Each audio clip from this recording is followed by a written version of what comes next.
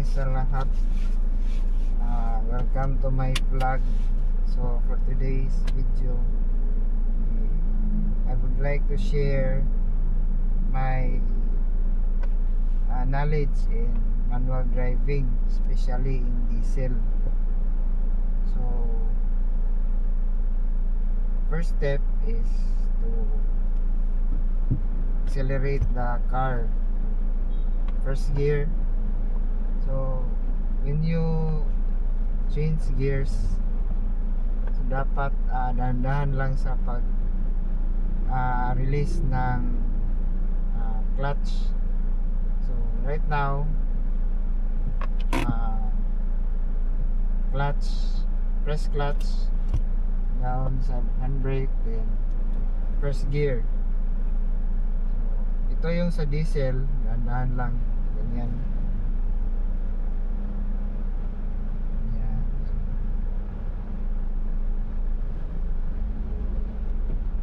Then after releasing, sa gas na din. So for today's video, pupunta tayo ng Bukidnon. So this vlog is composed of city driving and provincial driving. So this video you will see paano mag-drive in city and in provincial road. So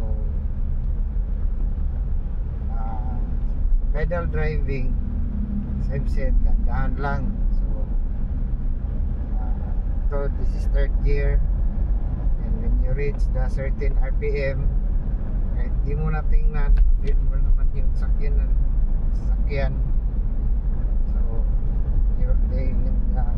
Engine reach the desired RPM, then change gear. Fourth gear again. So ganyan lang sa pag-drive. So just remember na i-match yung speed sa certain RPM. So when it comes to this, na malapit na yung brake, stop, press the brake slowly, and then clutch and put it to neutral. Again, first gear, release clutch, tatakbo na yan. Then gas, certain RPM, change gear, second gear, release slowly, then gas. Yan lang. Sa hindi ka dapat magmadali lalo kung beginner ka, kasi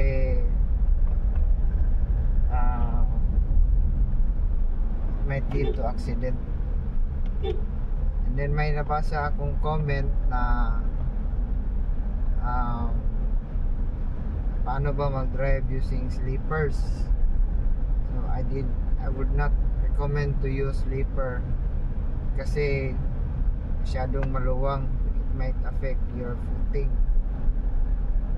So I highly recommend to use shoes only, kasi sleeper delikado. Kung beginner ka pa, huwag ka munang patakbo ng mabilis. Yan lang, cruising lang, hindi kailangan mabilis. The most important thing is to control your car, control the vehicle. Kasi pag may control ka sa sasakyan mo, mas safe.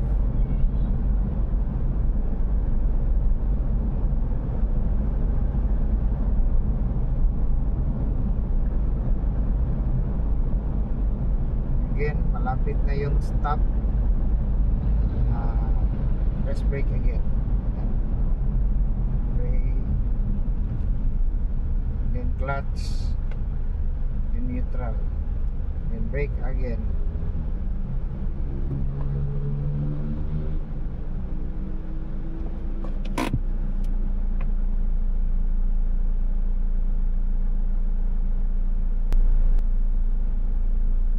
Ayan, go na.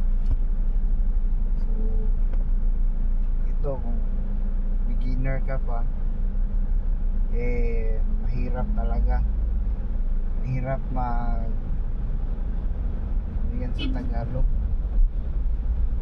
mahirap sumingit kasi malaki yung sasakyan, tapos konti lang yung field of view mo, especially in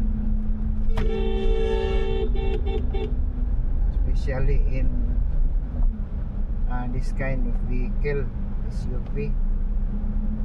So but una is you have patience, pangalawa dapat ka alert any situation. Sa bandang unahan may overpass, tayo dadaan kasi mahirap yun. I will teach you to use the clutch.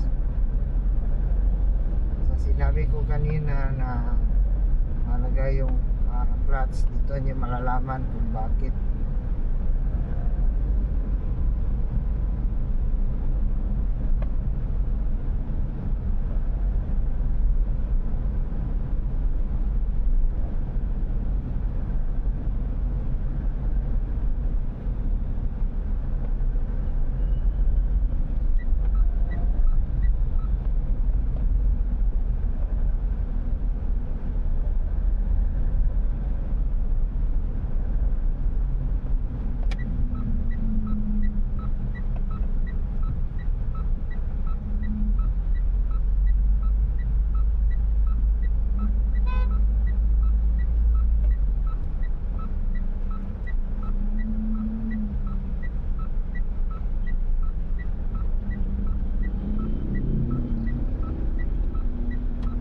Pag ganitong daan, dapat first gear lang, make sure na may arangkada yung sasakyan mo. Second gear, you feel na malakas na,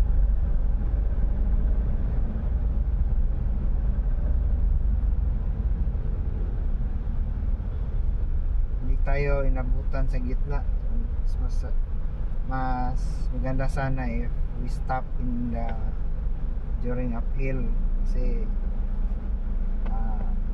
tuturo ko sa inyo kung paano gamitin ang clutch. Pero ang dami pa naman, siguro marami doon sa kwan, tuturo ko na lang kung doon sa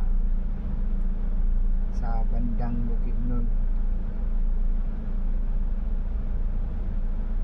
Sana I hope that the camera will see my clutch. So pag ganito, pwede nyo na mag-run neutral, then press the brake. To check the neutral, ganyanin mo lang. Pag ganyan yung galaw, it means that is neutral. And then handbrake, release the brake.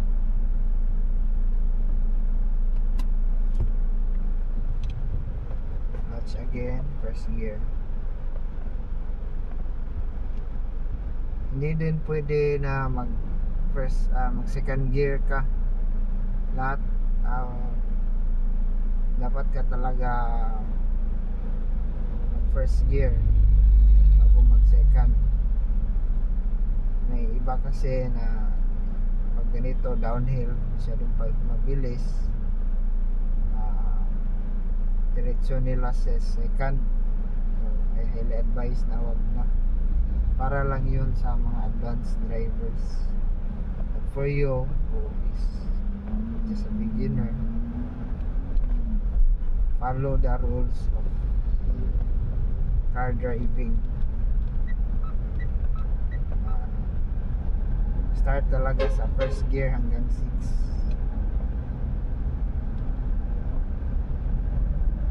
So, ito na yung city. Wala masyadong traffic compare sa usual days. Traffic pa rin.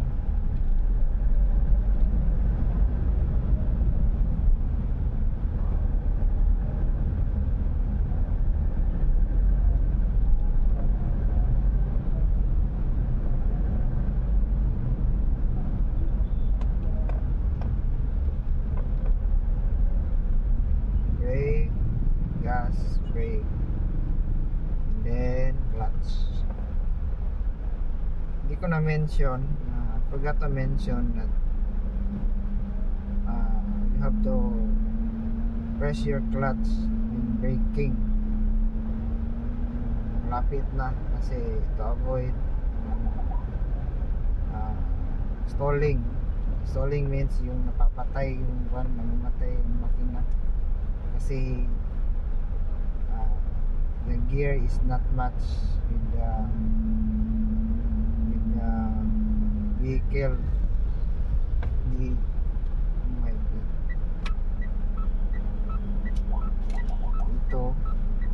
Ito talaga ang pinakamahirap. Pasingit-singit, hirap siya.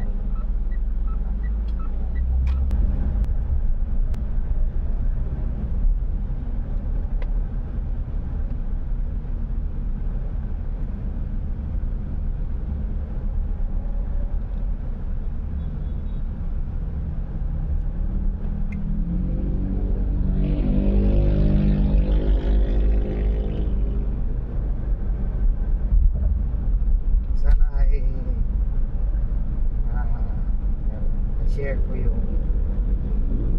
expertise ko sa namin natutunan kayo sa video na to.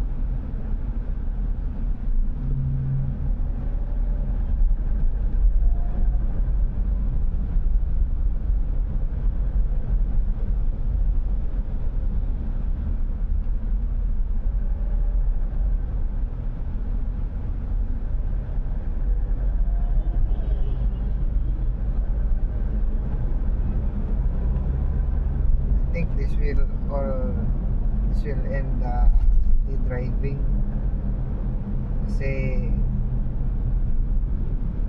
hindi kasi matraffic dito. Yun kasi yung mahirap sa pag nasa city driving ka.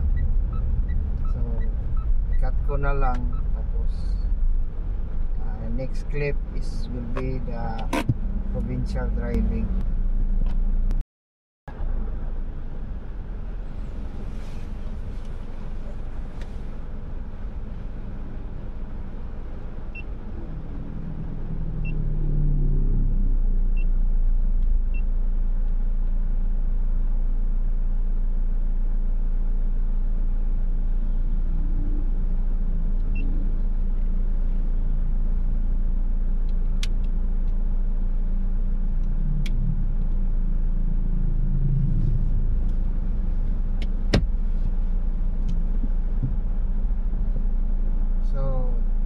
The second part of our video.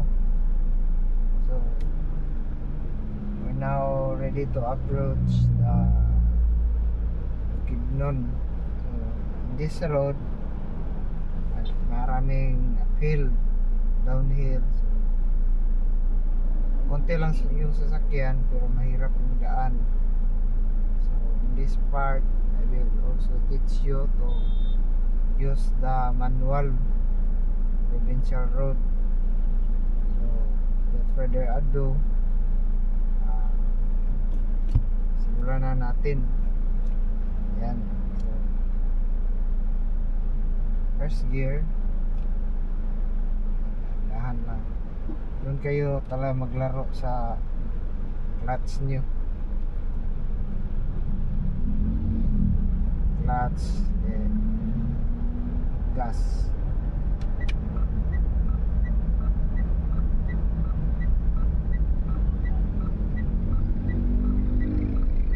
Clutch, then isa pang technique is whatever you do, brake ka, kung you're beginner, mag-brake, change gear, or anything change during the ride, clutch ka muna. Yan, clutch, second gear, clutch, brake. Yung kanina na brake tapos clutch, para lang yun sa mga advanced or experienced drivers. Pero ikaw na beginner pa lang, you have this option, clutch brake. Although mas expensive siya sa brake pads kasi madali siya maubos yung brake pad mo, but you are safer kasi kontrolado mo yung clutch, yung brake mo eh.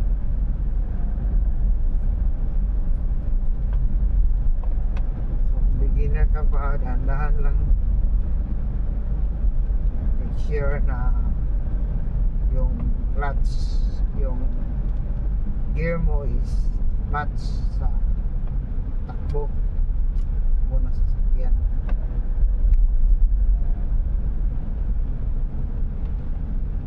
Brake, then second gear. Second gear kasi matakbo pa kasi yung sasakyan.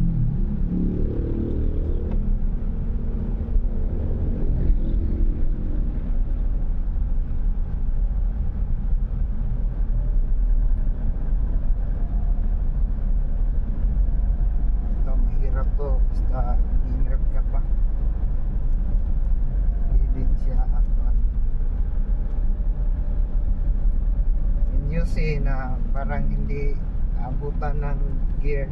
So downshift ka, downshift, clutch, brake, clutch, then second gear, then release clutch, and dahan lang din, release, then brake, and then gas.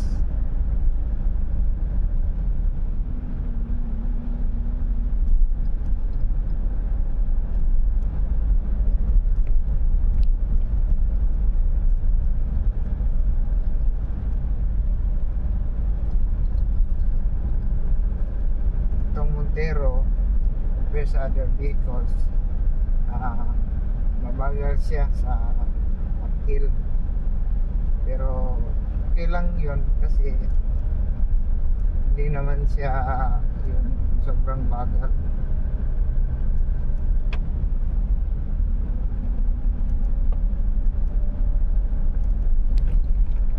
So pag ganito na makiat yung daan, doon ka lang sa second, third, saka first gear. Really lang yung fourth gear kasi mabagal lang yung takbo.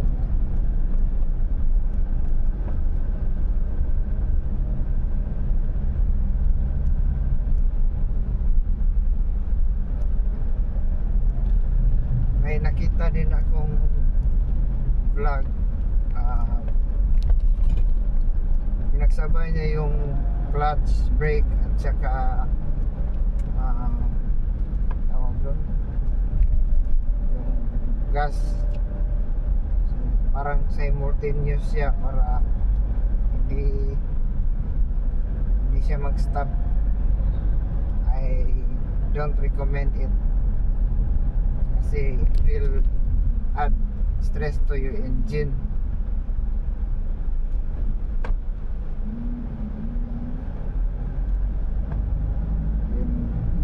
Sudden na change ng gear sa gitna ng uphill is sobrang hirap nun.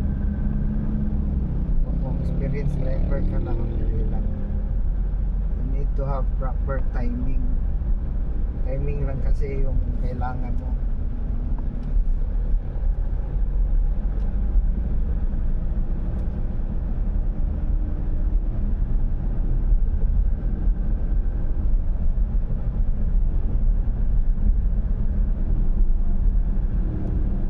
Kung ganito tatakbo ka, wag mong i-overrev yung sasakyan mo kasi mag-add again ng stress sa engine, sa gasolina. Maubos, madaling maubos.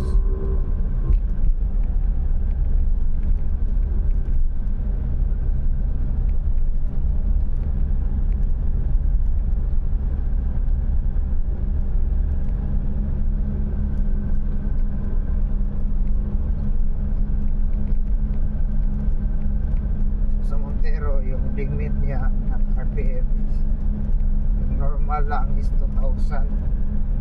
Hindi talaga ko lumalagpas ng 2,000 unless madalian. I always make sure na 2,000 lang talaga para hindi masyado stress yung makina.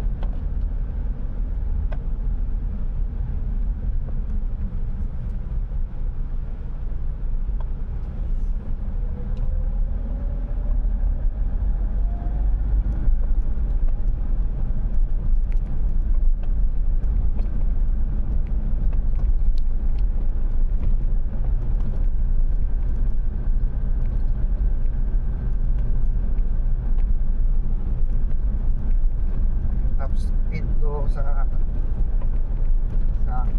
Montero ko is nasa 150, pero sa grid lang 10 seconds na yata yun. Kasi dito sa Mindanao wala masyadong strict.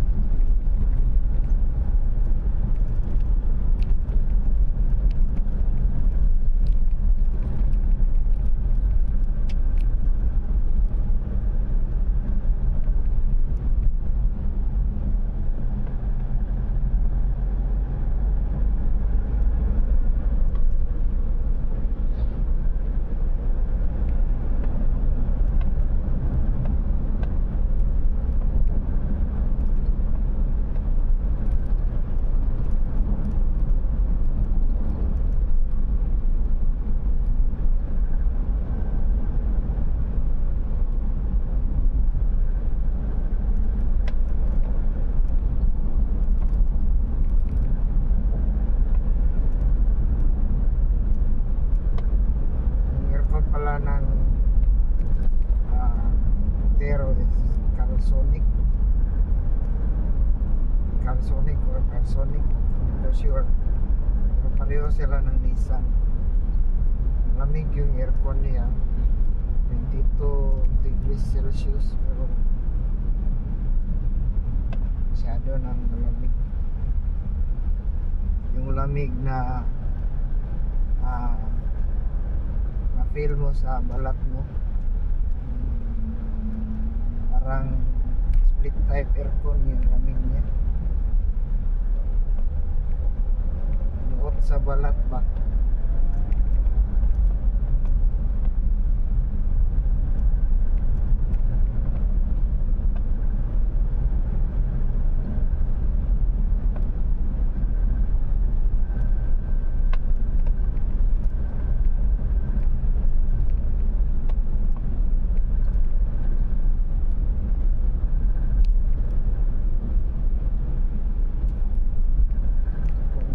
Ng first SUV, much better talaga tong Montero kasi di siya comfortable siya, tapos matulid, then tipid sa gas. May one time galing ako Valencia Bukidnon, ang El Salvador, so nasa 100 10 kilometers yata yun or 100. Yung gasoline, yung diesel ko is nasa 1/4. So na refill lang ako ng 500. Nakauwi ako sa El Salvador. 500 lang yung gasto ko. Pero yung takbo ko is nasa 80, 70 lang. Hindi siya matulin. Tipid talaga.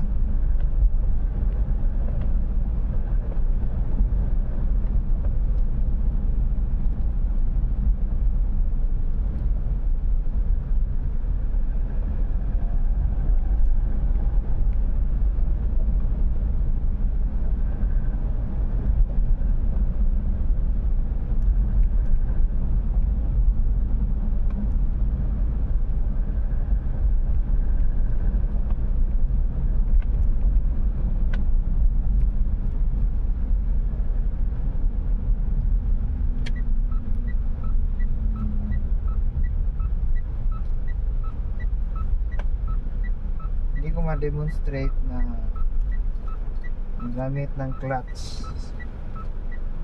brake. Yun dapat yun, clutch brake, kasi dali siyang i-control. Nauna ko yung brake tapos clutch.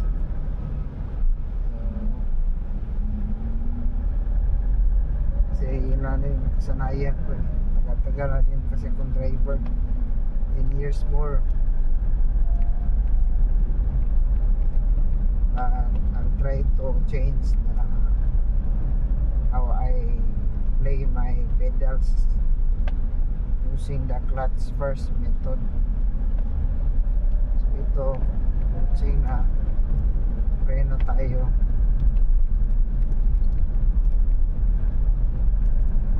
Clutch and brake. Safe kasi yan.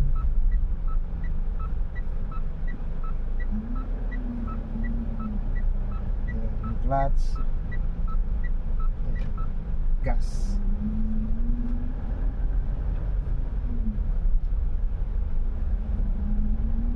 Basta make sure lang na dahan-dahan lang pag change gear. Dahan-dahan pag change gear, and then also releasing the clutch. Ay mabigla. Clutch brake. Feel ko magka-brake, clutch brake. Ito masakit siya sa paa, but this kind of driving is more safe. Ganyan kasi ako mag-drive nung una, bago pa. Kasi yun yung tinuro ng kuya ko. Safe siya. I never experienced accident. Sana nangyari. Then aware din ako sa daan ko sa ganyang paraan. Clutch brake, clutch change gear, clutch brake, second gear, release clutch, dahan, releasing, then gas. Balik lang. You feel that the RPM is already high, then change gear again, third gear, release, gas. Kung kinapos, clutch, second gear, release clutch, okay.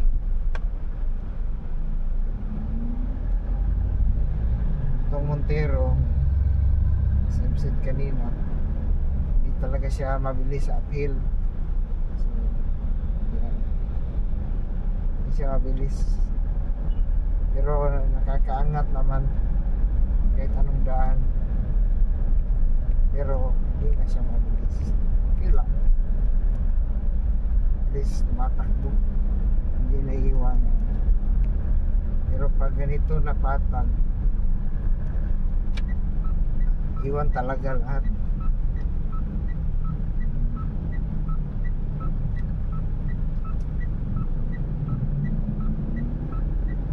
tumakbo tayo hanggang sa quarantine. End ko na tong video na.